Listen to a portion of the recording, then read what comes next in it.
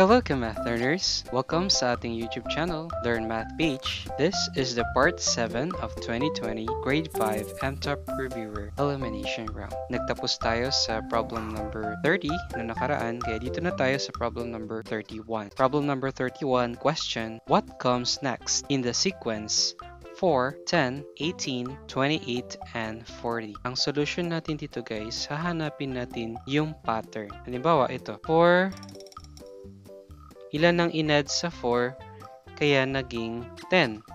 So, 10 minus 4, 6 plus 6. Ilan naman yung inadd sa 10 at 18? So, plus 8.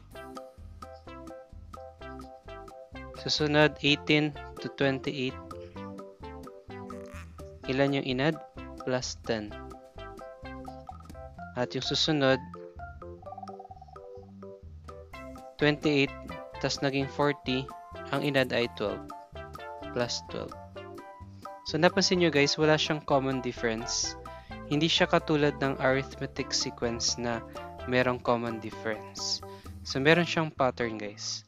Napansin niyo nagdadagdag ng dalawa. Kasi ito, 6. Ito, nagdadagdag ng plus 2, plus 2, plus 2. Okay. Nag-i-increment yung ina-add kada term.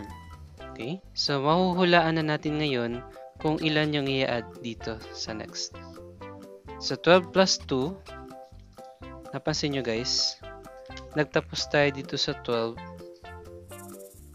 Ang i-add natin sa 12 ay 2. At yun yung i-add doon sa 40. So, dito, plus 12 plus 2 equals 14. So, plus 14 na dito. Nakuha nyo ba guys? So, yung plus 14, ito yung i-add natin doon sa 40. Ito yung i-add natin doon sa 40.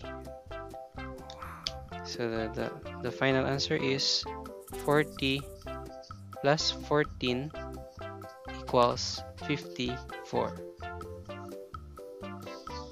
So, the final answer is 54. So, again guys, ang ginawa natin, inalam natin kung ilan ba yung ina-add para makuha natin yung next term. So, ito 4 plus 6, 10, 10 plus 8, 18, 18 plus 10, 28, 28 plus 12, 40. Tapos, napansin natin na kada may ina-add, nag-i-increment siya ng tig to 2. Plus 2. So, yung susunod na idadagdag sa 10, plus 8 na. Susunod sa 18, 10. So, plus 2, plus 2, plus 2. Nalaman natin yung susunod na i-add natin sa 40 kasi in-add natin ng 2 yung 12, kaya naging 14. Yung 14 naman, in-add natin sa 40, kaya nakuha natin yung final answer natin, 54. This is the final answer. So, next problem, please. Okay, dito na tayo ngayon sa problem number 32. What time is 75 minutes before 11:05 a.m. So, ang ating solution dito guys, step 1, i-convert muna natin ang 75 minutes to hour and minutes. So, ibig sabihin, i-determine natin ilang bang oras at ilang bang minuto ang meron yung 75 minutes. Alam natin na ang isang oras merong 60 minutes. So, meron tayong yung 75 minutes. Ang equivalent niyan is 1 hour and 15 minutes. So, alam na natin kung ilan yung isa-subtract natin doon sa 11:05 a.m. Kasi sinabi before, hindi after. Kung after, i-add natin yun. So, alam na natin yung ima-minus natin doon sa isa-subtract dun sa 11:05 a.m. Okay. So, paano mag-subtract? Hindi siya katulad ng mga numbers kasi oras itong tinutukoy natin guys, no? Napansin nyo, oras ito. What time? So, ganito. Para hindi tayo malito, isang oras muna ibabawas natin. So, 11:05 a.m. Ang ima-minus natin is 1 hour and 15 minutes. So, kukunin muna natin itong 1 hour. Okay? So, ganito guys. 11:05 a.m. minus 1 hour equals 10:05 a.m. So, check na yung 1 hour. Okay na. Ito, check. So, na-minus na natin yung 1 hour. Ang ima-minus na lang natin ngayon is yung 15 minutes. Medyo tricky ito guys kasi 10:05 siya. So, hindi siya 10:15. So, kung 10:15, alas 10 yung sagot. Pero, meron pang 15 minutes na kukunin tayo dyan. So, minus 5 muna. So, ito, 5 muna yung kukunin natin. So, 10 o'clock. So, meron pang 10 minutes na natitira. So, yun yung ima-minus natin dito. Okay. Kasi yung 5 minutes nakuha na natin, no? Nakuha na natin yung 5 minutes. 10 minutes na lang yung kulang dyan. Ano ba yung oras na 10 minuto bago yung mag-alas 10? So, the final answer is 9:50. Minus 10 minutes equals 9:50. Kung real life situation, kung tatanungin kayo, anong oras yung 10 minutes before alas 10 ng umaga? So, ang sagot, alas 9:50 ng umaga. So, 9:50 a.m. So, yung ginawa natin guys, para hindi tayo malito, minus muna natin yung 1 hour para mas madali. So, 11:05, atras ka ng isang oras, edi 10:05 a.m. Tapos, inalis muna natin yung butal, yung 5 minutes, para maging alas 10 na. So, meron ka pang 10 minutes na natira. So, 10 a.m. minus mo ng 10 minutes, 9:50 a.m. Alam ko medyo tricky siya kasi ito 10:05 a.m. kasi siya. So, ganun kasi yung MTOP Math Challenge. Minsan may mga tricky questions, kailangan mo siyang intindihin para maging tama yung sagot mo. Okay, so the final answer is 9:50 a.m. Okay, so next problem please. Problem number 33. One side of a rectangle is 6 cm and the other side is 5 cm longer. What is the perimeter? So medyo tricky ito guys. Baka akalain natin ang dimensions niya is 6 cm by 5 cm. No. Kasi ang problem sabi 6 cm yung isang side and the other side is 5 cm. May word na longer. Okay, ibig sabihin, mag-a-add tayo ng 5 dun sa isang side. So, ganito guys, ang napansin nyo, ang width 6 cm. Ang length 6 cm plus 5 cm. Kasi 5 cm longer. Kaya natin in-add ng plus 5. So, ang ating dimensions, ang length is 11 cm, ang width is 6 cm. Ngayon, pwede na nating makuha ang perimeter. Alam natin ang formula ng perimeter of a rectangle is 2 times length plus 2 times width. So, perimeter of rectangle is 2 times, ilan yung length? 11 cm plus 2 times, ilan yung width? 6. So, perimeter equals 2 times 11, 22 plus 2 times 6, 12. So, the perimeter is 22 plus 12, 34 centimeter. Okay. So, be careful tayo guys. Basahin nating mabuti yung problem. Kasi kung hindi natin binasa mabuti, baka ito yung ginamit nating isang side. Pero, ang tanong kasi 5 centimeter longer. Kaya ang dimensions is 6 cm by 11 cm. So, nakuha natin yung perimeter ng rectangle using this formula. So, 34 cm is the final answer. Okay, so next problem please. Problem number 34 question. A rectangular lot measures 4.5 meters by 2.25 meters. Give the area in square centimeter. So guys, medyo tricky ulit yung tanong na ito kasi ang tanong, give the area in square centimeter. So ito, meters kasi to, no? Napansin nyo. So step 1 natin guys, ang solution, ko-convert muna natin ang meters into centimeter. So yung 4.5 meters.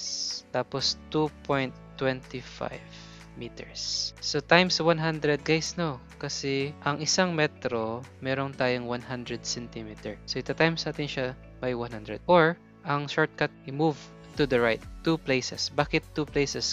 Kasi dalawa yung 0. Kung ilan yung 0, yun din yung decimal places na i-move natin. So, itong 4.5, diba din dito yung decimal point. Move to the right, 2 places. 1, 2. So, lagyan natin ng 0. So, ito, 450 meters. Ito naman, times 100 din. So, 2 decimal places to the right. 1, 2. So, ang ating dimension ngayon is 450 meters. Centimeter na siya, guys. Times 225 centimeter. Ito yung ating length, ito yung ating width. So, pwede na nating makuha yung area ng rectangular lot.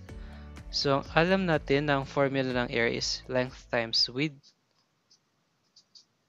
So, area equals 450 centimeter times 225 centimeter. Assuming na marunong na kayo mag-multiplication, so the final answer is ilan? 101,250. Anong units natin? Kasi centimeter times centimeter is equivalent to square centimeter. Or pwede rin ganito, 101,250 square centimeter. Pwedeng ganyan or pwede ring ganito. Okay, so again, ginawa natin, kinonvert muna natin. So beware kayo dyan guys ha. Basahin yung mabuti yung tanong kasi yung sabi, give the area in square centimeter. Kaya natin kinonvert muna yung metro into centimeter. Kaya natin kinonvert yung meters into centimeter kasi yun yung tanong, give the area in square centimeter. The final answer is 101,250 square centimeter. Okay, so next problem please, last but not the least. Problem number 35. A rectangular prism has a base area of 10 square centimeter and a height of 3 centimeter. What is the volume? So kagaya na makikita ninyo sa ating diagram, gumawa tayo ng diagram para maintindihan natin. Ito yung rectangular prism. Meron tayong volume, yung formula ng volume is length times width times height. Kaya baka hanapin natin kung ano yung length and width. Pero sa ating problem, naibigay na kung ano yung base area. So basically, yung base area, ito yung length times width. So hindi na natin kukunin yung length times width kasi nakuha na to. Isa-substitute na lang natin siya. Okay ba guys? So yung base area natin, yung length times width natin, kumbaga, ay yung 10 square centimeter. Times, yung height natin is 3 centimeter. So, sinasubstitute lang natin guys ha. Napansin nyo. Alam natin yung formula ito. Pero sinasubstitute lang natin. No need pa natin na kunin pa yung value ng L and W. Kasi given na sa problem yung base area. Okay? Ang gagawin lang natin, i-multiply natin yung 10 square centimeter sa 3 centimeter. So, 10 times 3 is 30 centimeter square or square centimeter times centimeter is cubic centimeter. Yan. Cube na siya. Kasi yung exponent niya 2, tapos yung exponent niya kasi dito 1, kahit invisible yan. 2 plus 1. Kasi kapag exponent minultiply, ina-add siya, guys. So this is the final answer. 30 cubic centimeter is our final answer. Yun yung volume ng rectangular prism. Again, hindi na natin kailangang hanapin yung LNW kasi hindi naman tinatanong yon. Ang tinatanong lang naman is volume. So, madali na para sa atin. I-multiply lang natin. 10 times 3, 30 cubic centimeter.